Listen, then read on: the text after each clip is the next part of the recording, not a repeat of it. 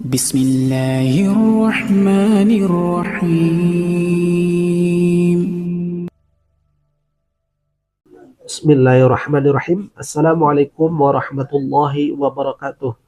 Alhamdulillahirabbil alamin wassalatu wassalamu ala asyrafil hamil mursalin wa ala alihi washabbihi ajmain. Saudaraku yang beriman kepada Allah Subhanahu wa taala, kembali lagi berjumpa dengan channel kita Orang Surau. Semoga kita senantiasa di dalam kesehatan, dimudahkan rezeki dan selalu di dalam rahmat dan kasih sayang dari Allah Subhanahu wa taala. Baik saudaraku, pada kali ini kita ingin membahas ada sebuah akun yang bernama Dayak Borneo Kalimantan, di mana di situ saya sengaja screenshot, tidak menayangkan videonya. Di situ dituliskan bahwa umat Nabi Muhammad SAW yang berada di kolong langit ini diwajibkan untuk berdusta. Sebetulnya banyak sekali kalau kita lihat di snap video itu akun-akun yang menyerang Islam, menjelek-jelekkan Islam, kemudian mencari narasi-narasi yang menggiring kepada hal-hal yang negatif. Sebagai contoh Soreang Kopo, kemudian juga ada Juwairiyah Habibah. Juwairiyah Habibah ini pura-pura murtad ya, kemudian menjelek-jelekkan Islam. Saudaraku beriman kepada Allah Subhanahu wa taala, kemudian kita pada kali ini ingin menampilkan sebuah video yang mana di dalam video ini dari pesulap merah yang membongkar trik pengobatan mereka, yang mana di dalam video ini captionnya adalah pendeta, yang mana di dalam video itu seolah-olah disampaikan oleh pesulap merah mereka mengobati seseorang kemudian sembuh dengan doa yang mereka lanturkan. Begini videonya. Kayak tadi, gue bahkan ngobrol kayak gitu langsung sama krunya. Kru dari salah si pengobat agamis itu, mantan kru.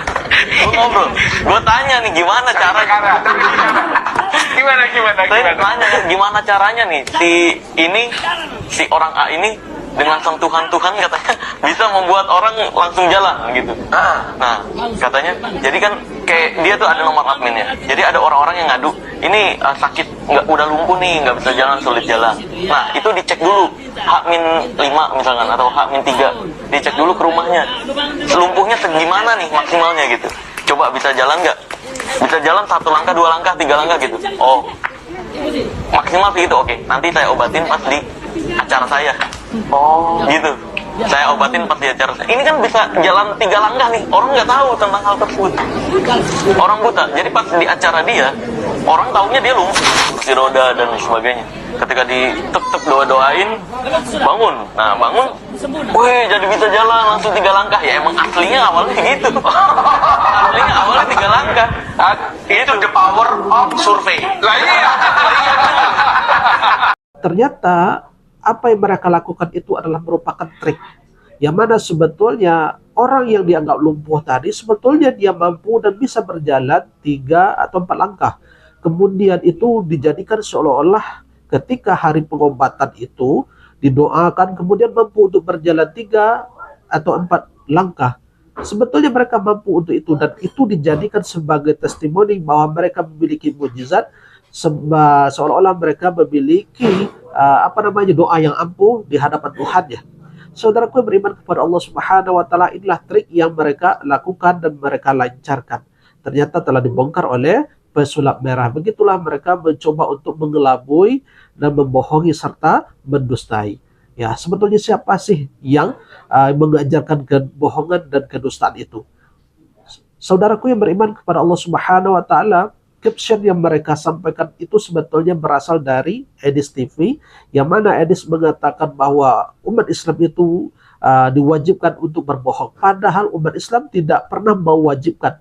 Coba cerna kata-katanya wajib dan boleh, bahwa Rasulullah membolehkan itu dalam 3 hal, bukan mewajibkan. Menandakan orang ini kayaknya bahasa Indonesia nggak lulus ya, karena dia tidak mampu membedakan istilah wajib dengan boleh. Kalau wajib itu adalah bersifat mutlak, sementara boleh di dalam Islam itu pun dalam kondisi 3 hal. Yang pertama apa? Ya, yaqulun nasu kadzibun illa fi thalasin, diperbolehkan untuk berbohong, artinya tidak termasuk itu kebohongan dengan kondisi 3 hal. Yang pertama apa? Al-harbu, dalam kondisi ketika terjadinya peperangan. Kemudian apalagi wal islahu bainan nas, mengislah untuk mendamaikan orang yang pernah bersengketa, orang yang bersengketa di antara manusia. Kemudian apalagi hadisur rajuli rajulin imra'atah, ya, seorang laki-laki untuk memuliakan ataupun menghibur istrinya, ataupun hadisul mar'ati li zaujiha, untuk seorang perempuan menggombali suaminya. Hal itu diperbolehkan saja. Ketika ada seorang suami menggombali istrinya ataupun seorang istri menggombali suami, hal-hal itu boleh saja untuk menimbulkan suasana romantis di dalam rumah tangga. Bukan berarti dalam bentuk hal yang lain ya, tetapi diperbolehkan dalam 3 hal, tidak diwajibkan. Nah, bahasa hal semacam ini perlu kita cermati, perlu dibedakan.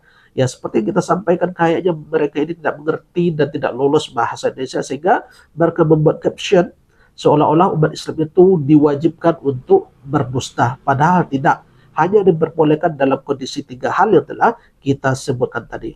Mereka nggak tahu bang, kalau ini orang pura-pura selama 3 tahun. Saking sempurnanya penyamaranku sebagai seorang yang melaksanakan C6 mandiri, aku tidak diketahui oleh teman-teman pesantrenku, teman-temanku, kalau aku ini seorang penyusup. Pura-pura masuk Islam aja gitu loh.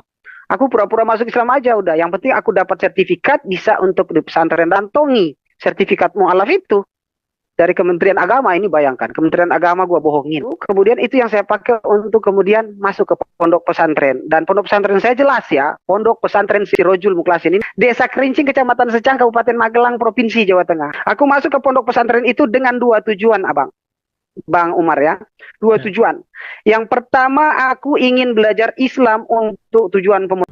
Di dalam video kedua ini ada seorang pemuda, ya, sudah 3 tahun menyusup di dalam tubuh Islam, kemudian berusaha mendapatkan sertifikat dari Kementerian Agama, membohongi Kementerian Agama, kemudian membohongi satu pesantren, masuk dan belajar bergaul dengan umat Islam dengan satu tujuan, yakni adalah dengan pemurtadan. Kalau kita lihat, ada orang yang pura-pura masuk Islam, ya, kemudian memurtadkan mereka, kemudian untuk membawa ke ajaran mereka, itu banyak. Tetapi tidak ada kita temukan ada orang Islam pura-pura masuk Kristen kemudian menjadikan mereka mu'alaf. Belum ada kita temukan hal yang semacam itu. Tapi kalau orang Kristen masuk ke dalam agama Islam, pura-pura masuk Islam, kemudian membawa murtad orang Islam, itu banyak. Nah, sebetulnya kalau kita mau jujur kepada 2 kondisi ini, siapa sih sebetulnya yang mengajarkan hal yang semacam itu? Kalau di dalam Islam tidak mengajarkan kebohongan, tidak boleh mengajarkan hal yang semacam itu, ya, karena Allah telah mengatakan la'natullahi 'alal kadzibin. Allah akan melaknat orang-orang yang pendusta, ya. Dan kita umat Islam, seperti apa yang kita sampaikan di awal tadi, hanya diperbolehkan di dalam 3 kondisi. Hal ini mengingatkan kita kepada apa yang telah Allah firmankan, a'udzubillahi minasyaitonirrajim, bismillahirrahmanirrahim, lan tarda ankal yahudu wala nasara hatta tattabi'a millatahum. Mereka tidak akan redha, mereka itu tidak akan senang, ya, orang Yahudi dan Nasrani, kecuali kamu mengikuti milah mereka, ajaran mereka, keluar dari agama Islam. Saudaraku beriman kepada Allah Subhanahu wa taala, barangkali ini yang bisa kita sampaikan, mudah-mudahan hal ini bermanfaat. Barakallahu fikum. Subhanakallahumma bihamdika asyhadu an la ilaha illa anta astaghfiruka wa atubu ilaik. Wabillahi taufiq wal hidayah. Assalamualaikum warahmatullahi wabarakatuh. Di gereja Bapak terlibat pelayanan? Ya, 2016 akhir saya udah pelayanan di gereja sebagai pendoa syafaat. Dengan pakaian perempuan? Iya. Dengan identitas perempuan? Iya. Pendoa syafaat? Iya. Jadi mereka tidak tahu bahwa Bapak sebenarnya laki-laki gitu ya? Nggak tahu. Nah, artinya apa? Artinya setan adalah bapak segala dusta. Alhamdulillahirabbil alamin.